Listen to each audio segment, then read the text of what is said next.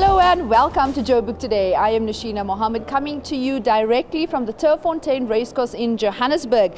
Executive Mayor Park Stow has just delivered his State of the City address, which marks the end of this 5-year administration. Here are some of the highlights.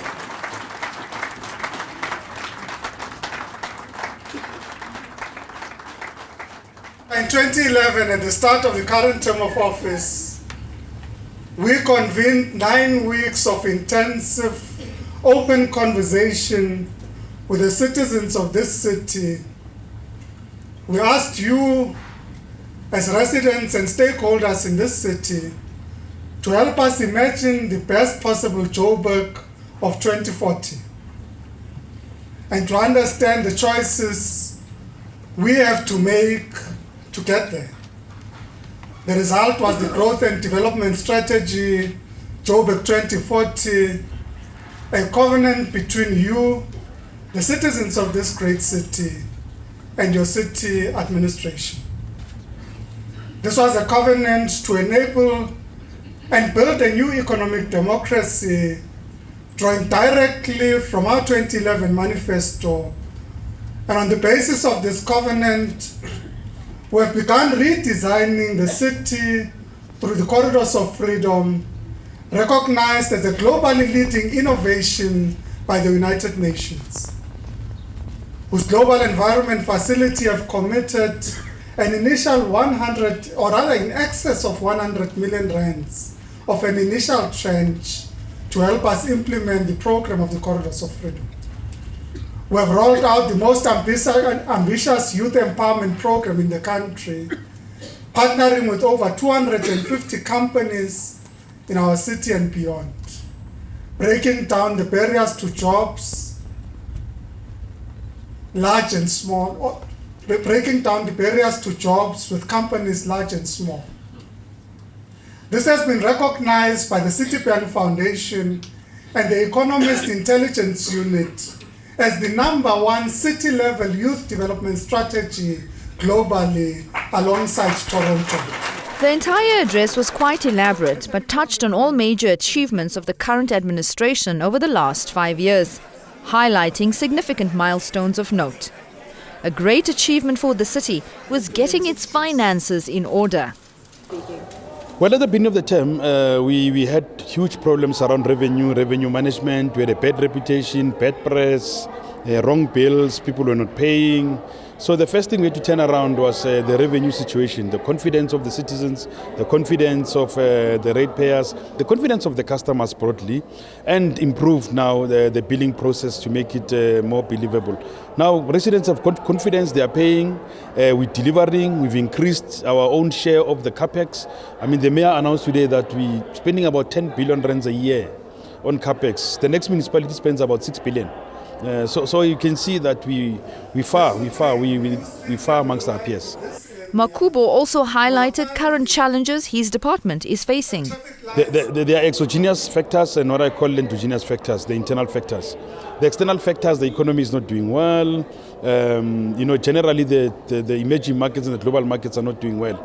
So what's happening is that the confidence of investors is low, unemployment is rising, household incomes are being challenged. So the ability of customers to pay is not only because of our bills.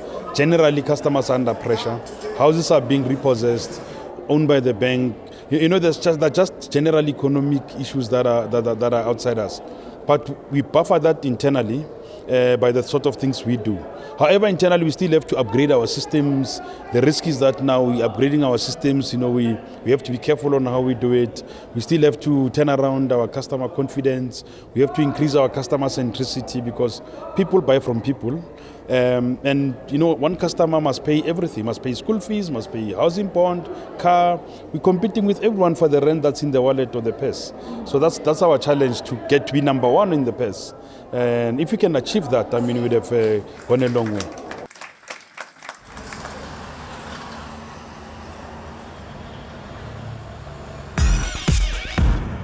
The State of the City address should not be underestimated. This is a great opportunity for citizens to give oversight to local government officials, holding them accountable to service delivery.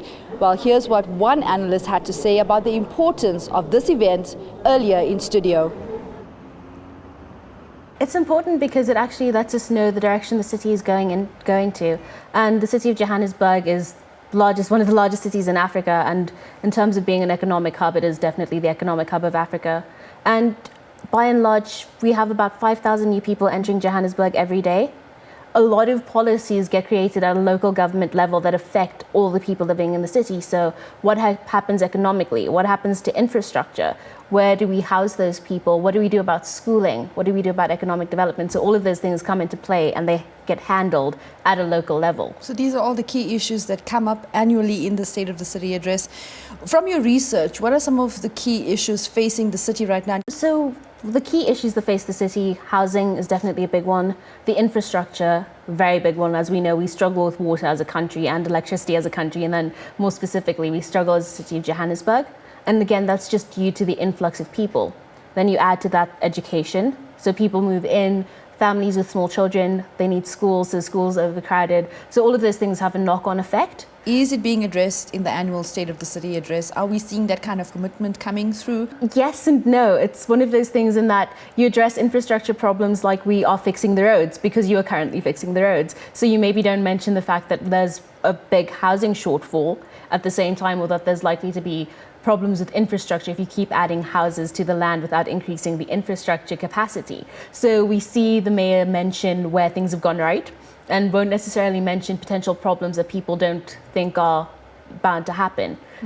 So I think the city of Johannesburg is very good at emphasizing campaigns that are working, and there are quite a few of those. So a lot of economic development projects that focus on grassroots level. Do you think that more should be done about creating an awareness for the importance of this address on an annual basis? I think the very few people actually know or care about the State of the City address. But this is where the rubber hits the ground. This is where national policy gets converted and diluted to little goals that affect everybody's lives. Yeah, absolutely. And I think we definitely need to pay more attention to it. There needs to be more fanfare around it. We need to actually say these are the policies that affect how our city is run. This is where we get to have say-so in saying these are the policies you put in place to develop the city of Johannesburg economically.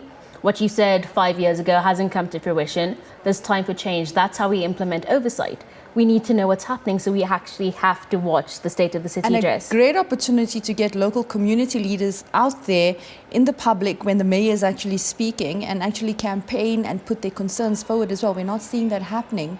No, not at all. And I think it is definitely an opportunity missed to make a big deal about it. And also the date it occurs, to have this sort of government event occur on a Wednesday. Most people have just gotten back from holiday, are focused on work. They're not going to be paying attention to it. So if it happened on a weekend, made a big fanfare about it, had actual initiatives that the government had undertaken on show, and people could see what was actually happening in their city.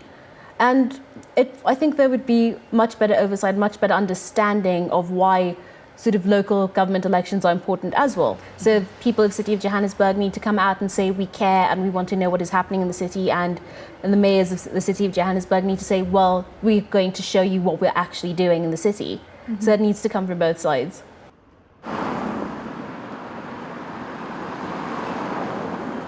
Hello everyone, my name is Kanyam Kangisa and you are watching Joburg Today. Overall, the State of the City address was largely applauded, but not everyone shares that sentiment.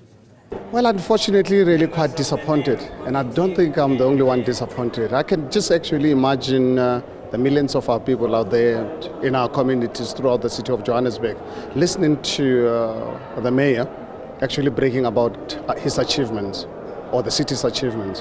When we sit with high unemployment, we sit with housing being an issue, we've got crime, and all these ills in our society that are not fortunately really getting the necessary attention. So I am actually really very disappointed, because I think we need to really use Johannesburg to really be the city that can provide opportunities to our people.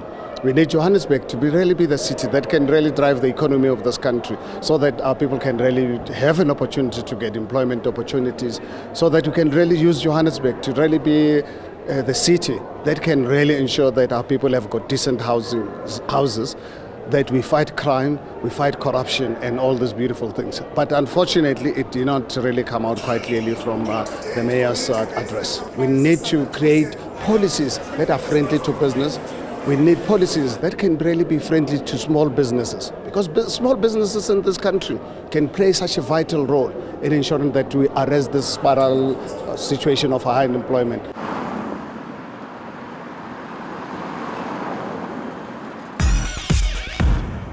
Like us on Facebook, joburgtoday.tv, and follow us on Twitter at Joburg Today. For more coverage on the city, check out our playlist. That's it from me, Nashina Mohammed, and the rest of the team here at the Turffontein Racecourse.